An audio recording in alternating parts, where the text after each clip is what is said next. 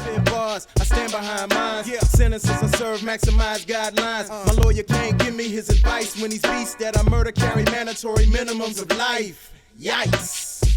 In case you didn't get the point, we spit bars. Welcome to another episode of The Maximum Sentence, where there's conviction behind the bars. I'm your man, AJ Throwback. Great to be here with y'all on another Wednesday for some more breakdown of my latest single, The Lincoln & Lincoln Job Fair. We're going into verse 2 this week, and I want to make sure that I thank everybody who's tuned in for the first 2 episodes for all of your comments, all of your support, all of your love. I definitely appreciate it. Before we go any further, I'm going to get this out the way off the rip. If you have not subscribed already to my YouTube channel, please make sure that you like, comment, share, and subscribe to my channel so that you can get all the notifications. Make sure you hit those bell notifications so that when I go live, when I premiere a new video, like I am today, you'll be one of the first to know. So I definitely appreciate everybody's support. I want to start off by reading a few comments from people just to, show love to people who've shown love to me. So I want to start off with a comment from my brother Marchello Bradley of What's Up With You. And if y'all are not following him, make sure that y'all follow him on YouTube. I'm gonna make sure I put something so that y'all can tap in with his page as well and catch his show. He has a great show on his YouTube channel, so definitely salute to my brother. I wanted to read a comment from him from the first episode. So he said, absolutely love the topic and breakdown of the bars. It's dope how 4 bars can have so much meat and potatoes to them. I agree that parents have to cultivate children's interests and prune them the right way. Being a parent is the most important job most of us will ever have, so it's a fine line between making sure our children are secure and helping them fly in the direction they want to. Great video, bro. Thank you once again for just, your support during this whole process and also with releasing the song. I definitely appreciate all the support that you've given me during this whole process. I definitely agree with the whole thing of how 4 bars, you can unpack so much just from that little bit of music right there. So definitely appreciate that. Couple of comments from my brother, Ramsey Brown. Many of y'all may know Ramsey from when we were on the Balance Snack radio show together. One of the comments he said, be the best you. That's a great way to do what works for you. I'm working on a topic right now that I might want you to tap in on. First and foremost, you already know that I'm ready and willing for whatever. So you just let me know when and where. That's number 1. Second of all, absolutely, it's all about being you. You can only be yourself. Trying to be anybody else is so hard to do. So if you know what it is that you are destined to be, you know what you're great at, walk in that truth, walk in that purpose. That's what it's all about. And then also he said, sad thing is my parents really didn't even have a job idea for me. I think that's why the relationship that I have with my mother is different. I hope that I'm interpreting this particular comment correctly, but one of the things that I said to Ramsey in the response was how a lot of our parents from their particular generation, because you're talking about baby boomers, and a lot of times with the boomers, they didn't always have that support and they didn't always have that foundation or they didn't have that freedom of necessarily saying, I really want to invest more of my energy into this because I know this is my purpose. Back then, it was so much more about just getting a job, just making sure, the kids are fed, making sure the bills are paid and all of that stuff. And we deal with that stuff now. It's not to say that we don't deal with that now in our generation or in the generations after ours. You know what I'm saying? Those of us who are Generation X or the Zennials, as we're called, people still deal with those issues, but I think there's a lot more freedom now. Whereas a lot of these younger generations, they have a little bit more free reign to say, I might get this job, but I'm going to put a little bit more energy into this over here. It's like Ramsey said in one of his other comments, team no plan B. You know what I'm saying? And I'm totally with that. Like, if you can work plan A, work the heck out of plan A. You know what I mean? So thank you, Ramsey, for both of those comments. Shout out to my brother, Ice Karim Raps. I meant to thank you last week for contributing to that narrative with those 4 bars that you picked from the Lincoln & Lincoln Job Fair. Ice Karim, he said, yo, these breakdowns have been nothing short of phenomenal. You really dropping gems on us. I definitely appreciate that. And once again, I thank you for your contribution to the narrative. Now, let's get to these bars from the Lincoln and Lincoln Job Fair. I'm gonna open up with the first 8-ish bars from the second verse. Maybe it's the Jones in my bones. I ain't talking brown sugar. I mean chalk number twos and hang around boogers. Mama's disposition, admired it so much became the heart of me. Before the 40 million time teaching's not for me. Probably will make me hate my favorite color forever. Critiquing people's thoughts, making papers, dumb endeavors, over testing. The greatest of culprits and killing dreams. Got them catching more Z's than Borton in Silver Spring. So the first couple of bars where I say, maybe it's the Jones in my bones, I ain't talking brown sugar. I mean chalk number twos and hang around boogers. Mama's disposition, admired it so much it became the heart of me. Before the 40 million time teacher's not for me. So my mother's maiden name is Jones. So and that's the connection of maybe it's the Jones in my bones, I ain't talking brown sugar. Anybody who knows D'Angelo's first album, you know that's a song on his first album. So that's where that comes from. But the whole thing of, my mom, she was a teacher in the DC public school system for 43 years, just retired back in 2020. My mom was a great teacher. She started off as a teacher's aide, then she got her degree, graduated from UDC, University of District of Columbia, for those who are outside the DMV. She graduated in 1998.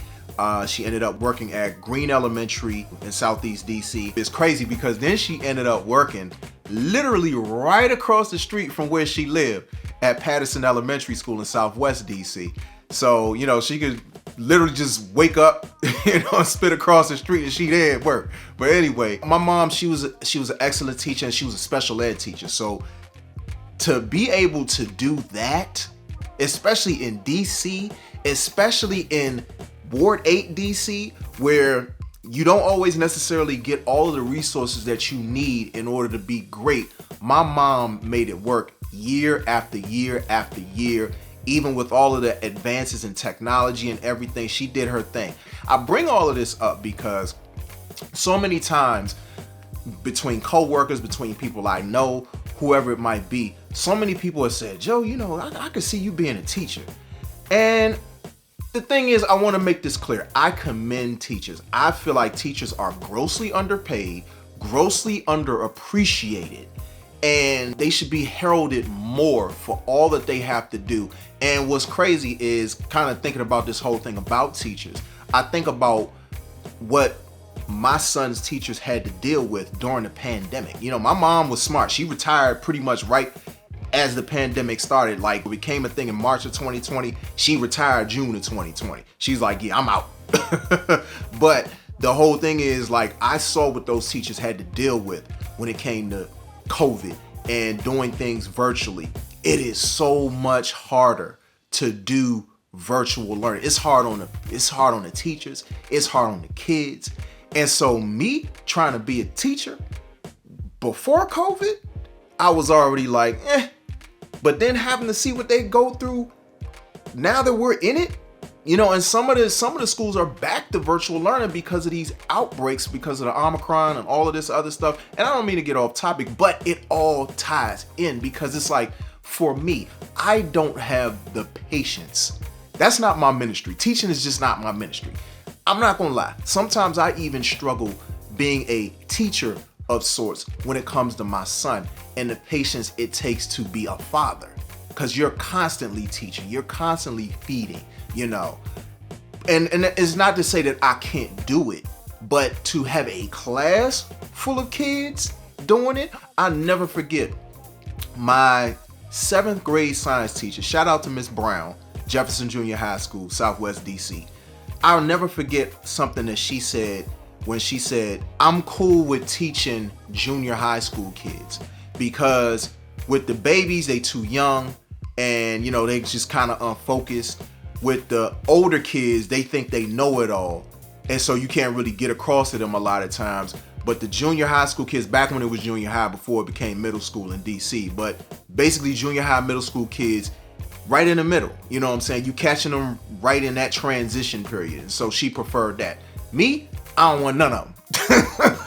I ain't gonna hold you. I don't want none of them. I don't have the patience for it. I can teach, but I think the strict nature, and now that I'm saying that, let me get to the next 4 bars. So then I say, probably would make me hate my favorite color forever, which is red, for those who don't know. critiquing people's thoughts, making papers dumb endeavors, over-testing, the greatest of culprits and killing dreams, got them catching more Z's than boarding at Silver Spring. So let's go to the first couple of lines. I say probably would make me hate my favorite color forever, because think about it. Like, how many times have we gotten papers back and it's nothing but red marks all over the papers? I hated that as a student. So as a teacher, I would hate it even more, because it's like me sitting there critiquing people's thoughts, making papers dumb endeavors. Me sitting there and trying to judge your way of thinking, your way of processing the information. Everybody processes information differently.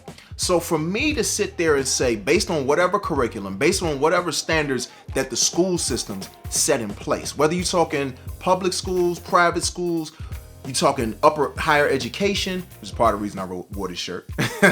It was on purpose. It was on purpose, I promise. But anyway, higher education, no matter what it is, whatever level of education, and there's certain things that is like, it's cut and dry. Math is cut and dry. A lot of things about science, cut and dry. But then there are other things that have gray areas that it's like, I have to sit here and judge how you think, how you could read something and you could get a totally different interpretation than I would, but then I have to sit there and grade your paper. I would either be the person who is too lenient with my grading, more than likely, or I'd be the person that's too harsh with my grading. And I wouldn't want to be that. So, and I mean, I'll be honest, that's one of the biggest reasons why I would not want to be a supervisor on a job, because you also have to grade people. I don't like the idea of having to grade people. That's just me. I respect anybody who can do it. I respect all of my teachers, my teacher friends, my teacher family, whoever I know who's a teacher. Please be clear. I am not dissing your profession. I am only saying it is not for me. That's it. And then the whole thing of over-testing, the greatest of culprits and killing dreams. That's a really layered bar right there. Because let's think about the school system, especially when it comes to children of color, specifically black and brown kids. We get analyzed differently because a lot of times the testing is designed to discourage us from wanting to go to that next level, because a lot of these tests, let's keep it real, they're biased. They're culturally biased. I mean, there are studies and studies and studies out there proving those particular cases. Now, granted, I did well in school, but that's me. That's just how I analyze the information. That's how I broke down the information, where everybody doesn't receive it the same way. And a lot of these tests, they know this. You know, whether you're talking about standardized tests or even some of the way that they frame tests around books or tests around math or tests around science, they're not framed in a way that benefits everybody who takes these tests. And so for me to be in that position, to have to grade somebody's test and feel like, dang, you know, this person probably did their absolute best. Now, granted, there are certain kids that you know are mailing it in. You know they're not doing their best. You could see that they have the potential, but they're just not applying themselves well.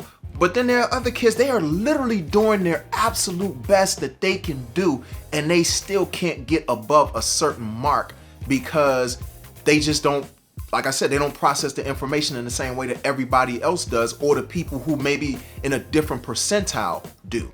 And it's not necessarily their fault. It's just sometimes the system isn't designed to cater to every child in the way that they do. Because, I mean, you think about it.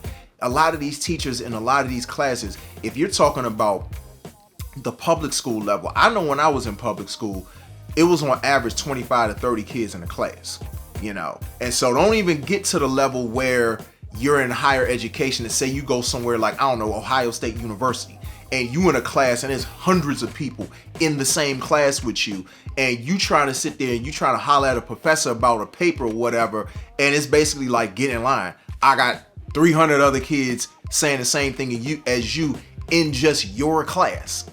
That don't even count all the other kids from all the other classes that I got, you know. So it's just crazy when you kind of sort of think about it sometimes, what teachers have to go through, but also the toll that it takes on students. Because as a teacher, I would probably have a bleeding heart for students and try to be as understanding of what they have to endure as possible, because I was a student. I went, of course I went through, K through 12, but then I also went higher education. I went undergrad. So I remember that experience of being an undergrad. I remember being the kid who didn't always apply himself in every situation. You hate to have to ding somebody for not applying themselves fully, but at the same time, you got to do what you got to do. And I'm gonna be honest, I don't want to be in that position. That's not my passion. That's not something that I feel comfortable having to do day in, day out, year after year. Now, I will say one thing that I do appreciate about teachers. That's summer vacation. Man, that might be one of the only reasons I would consider being a teacher. But the summer vacation, I don't know if that's worth the headache, because I see the things that teachers go through year in, year out.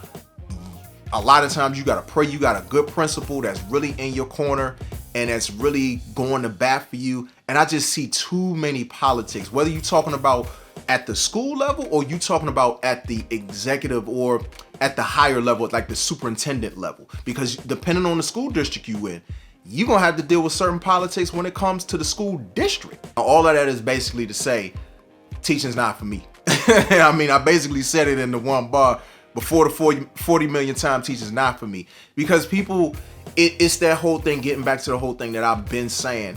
People will try to put certain expectations on you, or they'll see something in you that you respect. You respect them for seeing that in you. But at the same time, you also recognize that it's like, but that's not who I am. That doesn't gel with me. That's not something that I can get up every single morning and say, I can do this every day for 30, 40 years. If I would have, I don't know if I'd have lasted 2 years in the school system, let alone 43 like my mama. So I salute my mama. I salute every teacher who's ever done it, who's still doing it, who's, especially those who are trudging through COVID. I really salute y'all. Like, having a front row seat, seeing how much harder it is to get and keep a child's attention when they have the freedom to basically like go and play with toys or go off and do this and go off and do that, versus in a closed environment where it's like everybody's together. It's just like, yeah, that's a lot to manage. And to be honest, that's the biggest thing that I don't have the patience for, is managing a whole bunch of people's attention spans at one time. That's a lot. So again, my hat's off to every single teacher out there that does it day in and day out. Y'all are the real MVPs, as the homie Kevin Durant would say.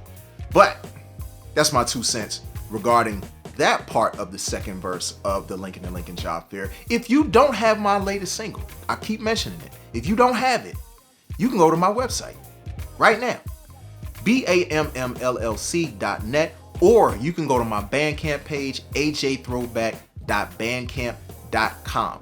If you go to my website, you can actually go to your favorite streaming site from there. I'm going to ask this, please. If you're going to stream it, please listen in full, add it to a playlist.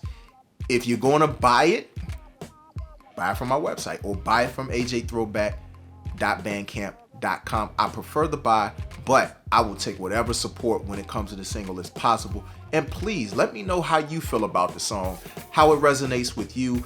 Definitely let me know how this episode and past episodes, if you're catching up, let me know how any of what I'm saying is resonating with you in terms of whether it's talking about teaching in this particular case. If you somebody told you they could see you being a teacher and you can relate to that, definitely let me know. Hit me in the comments, or you can shoot me an email, info@BAMMLLC.net.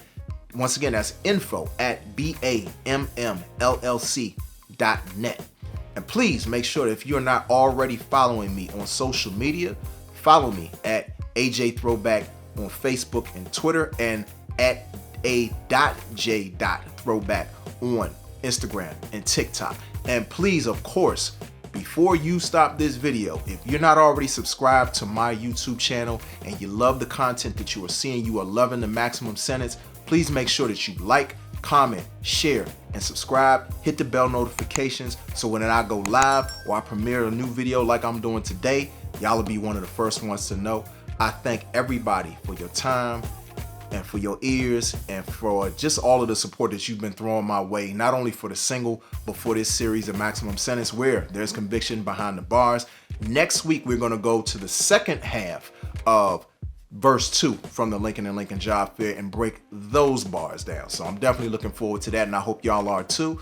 My name is AJ Throwback, and I can't wait to break down some more bars with y'all and unpack some more of this good stuff from this music. Until then, y'all be easy. Enjoy the rest of y'all week. Peace. Saying I should do this, do that. Whole time they really saying screw this, pursue that. But I ain't